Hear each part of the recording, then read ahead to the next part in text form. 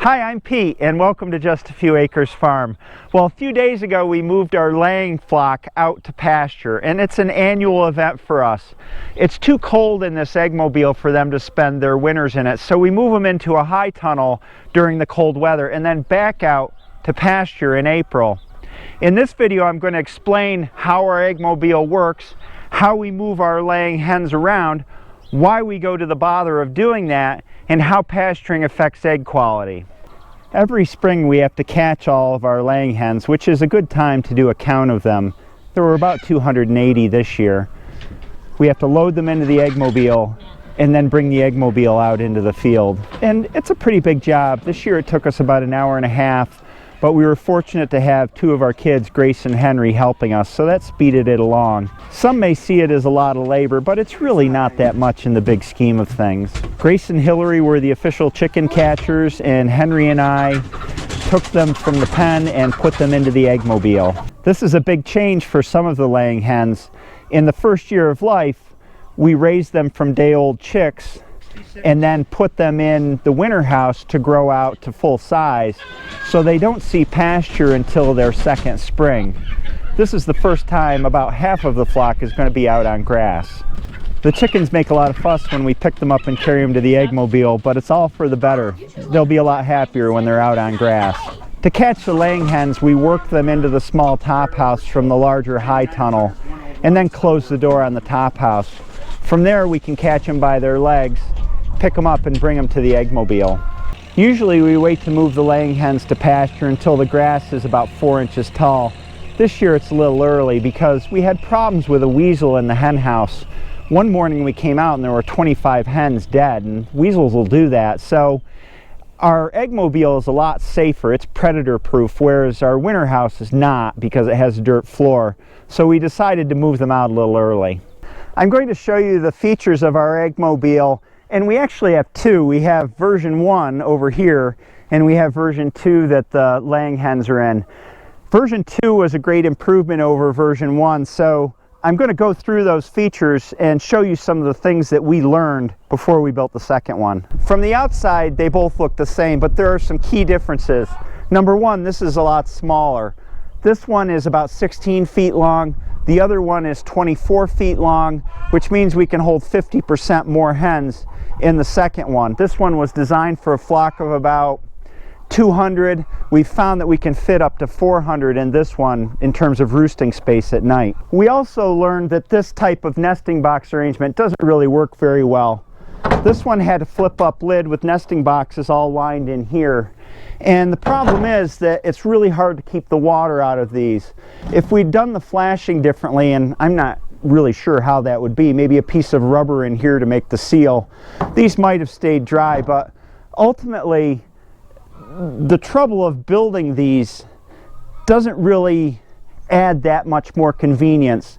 It's easier to put nesting boxes inside the eggmobile, just go up in the eggmobile and get the eggs, rather than fussing with all this complicated construction and trying to figure out how to keep the water out of it. Also, in this older eggmobile, we put the door in the back, but as you'll see when I get inside, the headroom's kind of low, and if the door's in back, you wind up walking the whole length of the eggmobile to get to the other end, whereas a door in the side, in the middle, means that you're walking less inside the eggmobile.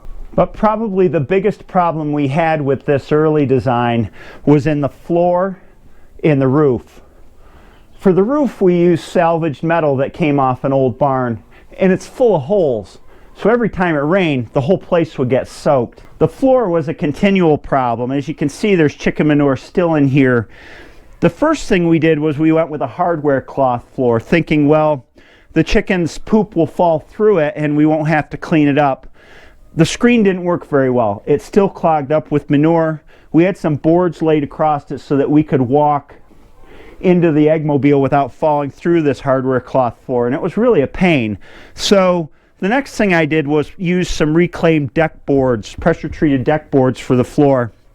But cleaning manure was still a pain. It was wet from the roof coming in, and it just would accumulate, and we'd have to clean it out every couple weeks or so to keep it from piling up too deep.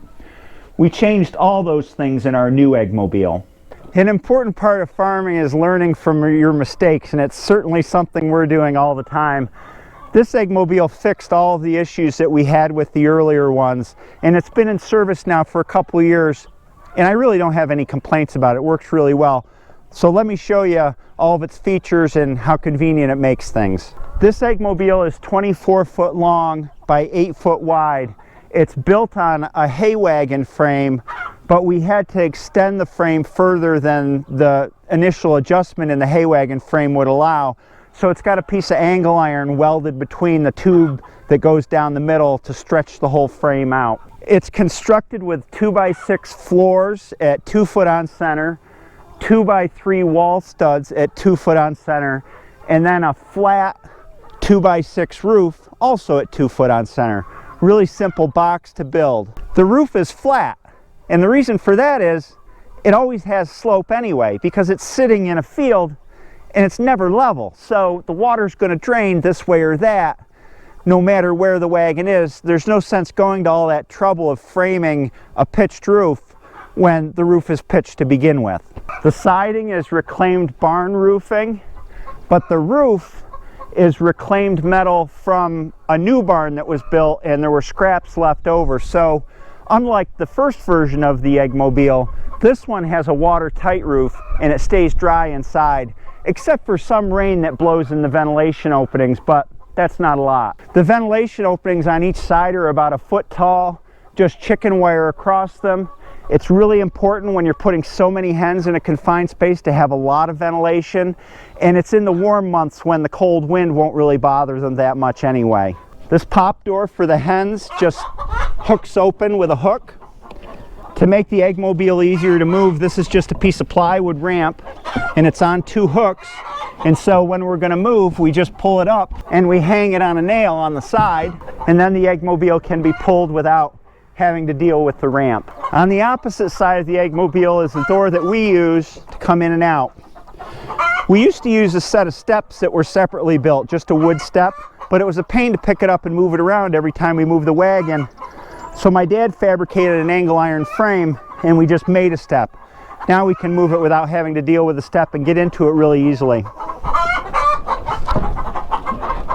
Inside we have about 6 foot clear, which is pretty short, and then the roosts hang down with enough space for the birds to roost on them at night. Having enough roosting space is one of the most important things about building an Eggmobile, so the chickens can really pack in here at night up on a roost, which is what they prefer rather than standing on the floor. We do have to bend down to collect eggs, but it's not a big deal. The nesting boxes are just made of 1/2-inch plywood that I put together myself, because if you buy the prefabricated ones, they're super expensive. So this is a real easy design. Some of these boxes we moved from the winter house out here in the summer, and they just screw to the wall. So we have 280 hens out here. There's 9, 18, 27, 31 nesting boxes. Sometimes we'll bring out another set, but it seems to do all right. We don't have too many cracked eggs. The floor in here was a major improvement over the first Eggmobile. These are the same deck boards, but I spaced them apart 1.5 inches. 1.5 inches allows the hens to kick at the manure and fall through the cracks, so it kind of self-cleans. There is a little manure that'll accumulate in the really heavy areas, but it's not nearly what it was in the old Eggmobile, and we rarely have to clean this out. It's really pretty amazing how many hens that you can accommodate in an Eggmobile this size, because they're not spending their days in here except to come in and lay their egg. They're only roosting in here at night, so to size an Eggmobile, all you need to do is figure out how much roosting space you need. And we figure about a foot width per bird, and then these are spaced apart about a foot. So for an 8-foot roost, you can get at least 8 birds on it, and probably 12. Multiplied times the number of roosts we have, we get the capacity of the Eggmobile. The framing for this is super simple. Just 2x6s at 2 foot on center, going all the way the length of the Eggmobile. The walls are just 2x3 spaced at 2 feet with a ledger board for the roost to sit on. The roosts are 2x3. The roof is 2x6s with a real simple connection to the top of the wall stud. We brace it here, every other stud with a diagonal to keep it from getting too floppy this way, and a flat roof. There's really nothing more to it. When I first built this, I was worried about it being tippy in the wind, and I'd seen on the internet pictures of eggmobiles turned on their side from the wind. So what I did was I put these hinged braces on, and so they flop down and they help widen the stance of the wagon when it's windy outside and parked. When we move it, they just hinge up and latch, and there's one on each corner. So far so good. This thing's been out in some high winds and we haven't had any problems. One of the first things folks usually ask me about keeping chickens in the field is, what about predators? The eggmobile is predator proof, and here's how a day in the chickens' lives work. The first thing we do when we come out in the morning is we open the little pop door and the chickens all come streaming out. It's like a clown car. They just keep piling out and piling out. They spend their whole day out here in the field and go back into the eggmobile to lay their eggs, but they're outside all day.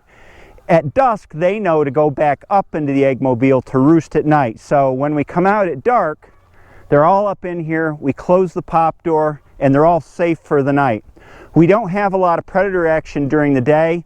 We might get a hawk once in a while, but hawks won't take a lot of chickens. We lose maybe half a dozen in a summer due to hawks. The nighttime predators, the raccoons, the foxes, the weasels, can't get into the eggmobile, so they're safe in there. We have almost zero predator problems in the summertime. To feed the chickens while they're out here, we just use our converted rain gutter 5-foot-long feeders and move them around in their piece of ground that they're on so that they don't work too much of it up into dirt. For waters, we just use simple, cheap open waters, not the expensive plastic pre-made ones. They work just fine. This is just a rubber one. That's a cut-off bottom from a 55-gallon blue food grade barrel, which you can buy locally. There's a lot of empty ones that get reused this way. The fence is Electronet made by Premier One. It's about 3 foot tall. Yes, the chickens can fly over it. They rarely do. Everything that they want is in here. We may get 1 or 2 strays, but they usually hop back over the fence and go in for the night, so it's really not a problem. This fence is easy to take up and put into the ground, except when it gets real dry. Then our ground is so rocky, sometimes we have a heck of a time getting the post to push into the ground, but for the most part, it works all right. It's not electrified. We haven't found any advantage to electrifying it. We don't have predator problems during the day where we need electricity to keep them out. So it's just kind of a general guideline for the chickens to stay in, and for the most part, they do. Keeping feed out in the field to feed these guys is something that's evolved for us over the years. First, we started out with bag feed, and every week when we loaded up the eggmobile and got it ready to move, we would load these trash cans up with bag feed and bring them with the eggmobile, and it was a lot of heavy lifting. Now we've gone to using a gravity wagon with bulk feed, which saves us a lot of money. Using the same trash cans, which each fit about 100 pounds of feed, and just filling them up directly from the gravity wagon, and then bringing a 5-gallon bucket out with us to feed the chickens in the field. There's less heavy lifting that way. On moving day, this whole setup takes us about probably 20 minutes to move. The hens are all in the house because we do it first thing in the morning while they're still locked in for the night. We pull up the fence, we hook the tractor onto the eggmobile, we pull it to the next spot, we bring along the feeders and waterers, and then we put the fence back up and let the chickens out. Pretty simple. Something we learned that's important is how to train the hens to go up into the eggmobile at night, because otherwise you're shooing them in. They'll hide under the eggmobile at dusk if they're not trained to go up inside and roost for the night. It's really easy to do it. When we first put the hens into the eggmobile and transport them out to the field, we set this whole thing up, but keep the doors closed for the first 24 hours. That way the chicken knows that the eggmobile is where it lays its egg, and the eggmobile is a safe place to roost at night. We let them out on the second day, and we may have 10 or so chickens that don't get the idea the first time around, but after a couple days, they're all up in there at night, and we don't have to train them anymore. Some people may look at this and say, geez, that's an awful lot of work. Why do you bother putting them all in here and moving them around? Why don't you just keep them in the hen house all year? The reason we do it is because of the egg quality. Farm fresh eggs have this wonderful seasonal quality that I think the industrial food system has lost. Eggs change throughout the year. In the wintertime, our eggs are still a lot thicker and with brighter yolks than the ones you would get at the supermarket. But in the summer, The difference is amazing. They blow supermarket eggs away. As the chickens forage, they pick up beta-carotene from the grass, and they pick up extra protein from whatever they can catch in terms of bugs and worms, and it brightens up the yolks and thickens the whites a whole lot. This whole process peaks in August, where here it's grasshopper season, and the pastures are just loaded with grasshoppers, and the chickens are feasting. At that time of year, the yolks are just this wonderful bright orange, and the eggs are so delicious. So it turns out that this year the hens are the first animals on pasture for us, but they won't be the only ones for long. The cows are going out this week. We have 2 litters of piglets that'll be ready to go on pasture in about 5 or 6 weeks. So all of our stock is moving out, and this is the beginning of it. This is a great time of year to be a farmer, with the world all waking up and the animals returning to the environment that they love best. I hope this video is informative. I hope you have a great day, stay well, and I'll see you next time.